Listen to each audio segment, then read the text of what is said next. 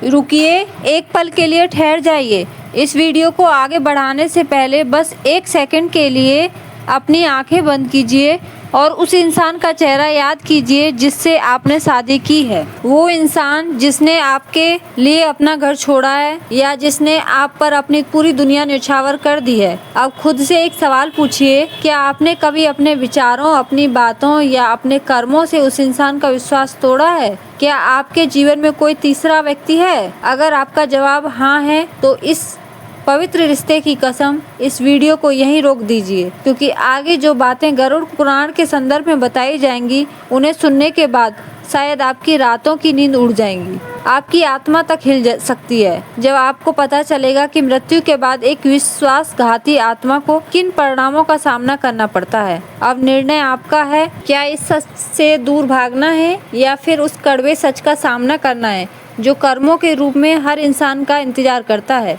हम सभी जानते हैं कि विवाह सिर्फ दो शरीरों का नहीं बल्कि दो पवित्र आत्माओं का बंधन होता है। हमारे शास्त्रों के अनुसार ये 7 जन्मों का वचन है, अग्नि को साक्षी मानकर लिया गया संकल्प। ये रिश्ता विश्वास की मजबूत नींव पर टिका होता है। लेकिन आज के समय में मोबाइल फोन और सोशल मीडिया की चकाचौंध में यह विश्वास धीरे धीरे कमजोर होता जा रहा है। शादी के बाहर रिश्ते बनाना, किसी तीसरे इंसान के साथ जुड़ना आज जैसे आम बात बनती जा रही है। इंसान सोचता है कि बंद कमरों में किए गए कर्म कोई नहीं देख रहा। मोबाइल से चैट डिलीट करके वह खुद को बहुत चालाक समझता है, लेकिन यही सबसे बड़ी भूल हो जाती है। गरुड़ पुराण में कहा गया है कि मनुष्य चाहे कहीं भी छिप जाए, उसके हर कर्म और हर विचार का लेखा रखा जाता है। विशेष रूप से अपने जीवन साथी के साथ विश्वासघात करना एक गंभीर पाप माना गया है, जिसकी सजा का वर्णन अत्यंत भयावह रूप से किया गया है। आज हम आत्म रहस्य के इस मंच पर उन्हीं रहस्यमयी बातों को जानेंगे जो बताती हैं कि मृत्यु के बाद एक धोखेबाज आत्मा के साथ क्या होता है, यमराज का मार्ग कैसा होता है और क्यों वफादारी को सबसे बड़ा धर्म कहा गया है। इस पूरे सफ़र में अंत तक हमारे साथ बने रहिए, क्योंकि अंत में एक ऐसा गहरा संदेश है जो शायद आपकी ज़िंदगी और आपके रिश्तों को हमेशा के लिए बदल दे। जैसे ही एक विश्वासघात करने वाले इंसान की अंतिम सांस टूटती है, उसे लगता है कि सब कुछ खत्म हो गया, लेकिन गरुड़ पुराण के अनुसार असली यात्रा तो मृत्यु के बाद शुरू होती है। शरीर शांत पड़ा रहता है, घर वाले रो रहे होते हैं, लेकिन आत्मा एक डर और बेचैनी से भरे सूक्ष्म रूप में खड़ी सब कुछ देख रही होती है। कहा जाता है कि जिन लोगों ने जीवन में सच्चाई, प्रेम और निष्ठा का पालन किया, उन्हें लेने शांत और सौम्य दूत आते हैं, लेकिन जिन्होंने अपने जीवन साथी का विश्वास तोड़ा, उनके लिए दृश्य बिल्कुल अलग होता है। चारों ओर अचानक एक अजीब सन्नाटा छा जाता है, कमरे का वातावरण भारी होने लगता है और तभी प्रकट होते हैं यमदूत। विशाल शरीर, आंखें अंगारों की तरह लाल, हाथों में लोहे के पास और चेहरे पर कठोर था। उन्हें देखते ही आत्मा कांप उठती है।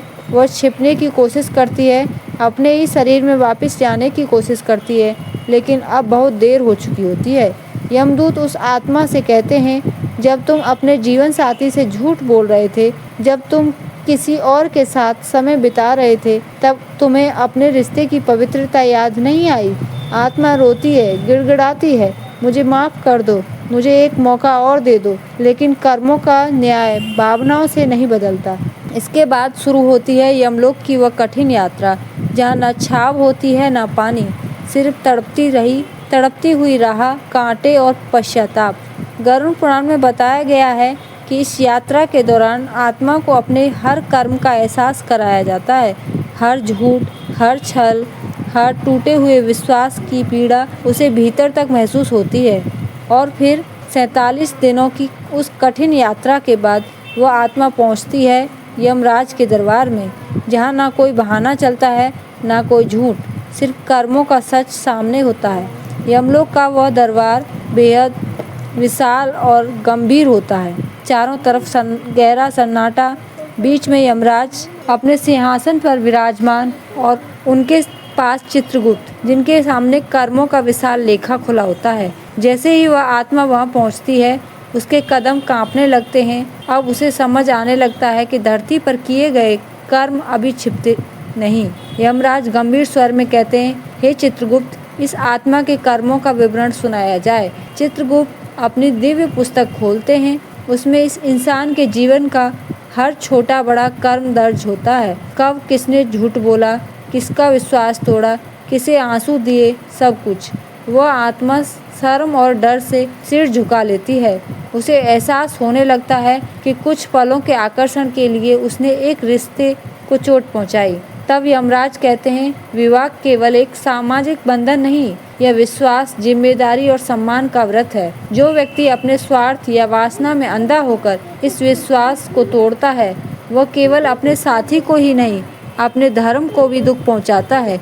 इसके बाद उस आत्मा को उसके कर्मों के अनुसार अलग अलग लोकों का अनुभव कराया जाता है। गरुड़ पुराण इस वर्णन को प्रतीकात्मक रूप से बताता है ताकि मनुष्य अपने जीवन में सही मार्ग चुन सके। कहा जाता है कि वहाँ आत्मा को वही दर्द महसूस होता है जो उसने दूसरों को दिया था। जिस भरोसे को उसने तोड़ा, उसी टूटन की पीड़ा उसे कई गुना बढ़कर महसूस होती है। वह आत्मा बार बार एक ही बात सोचती है, काश मैंने अपने रिश्ते की कदर की होती, काश मैंने उस इंसान का दिल न दुखाया होता जो मुझ पर आंख बंद करके विश्वास करता था।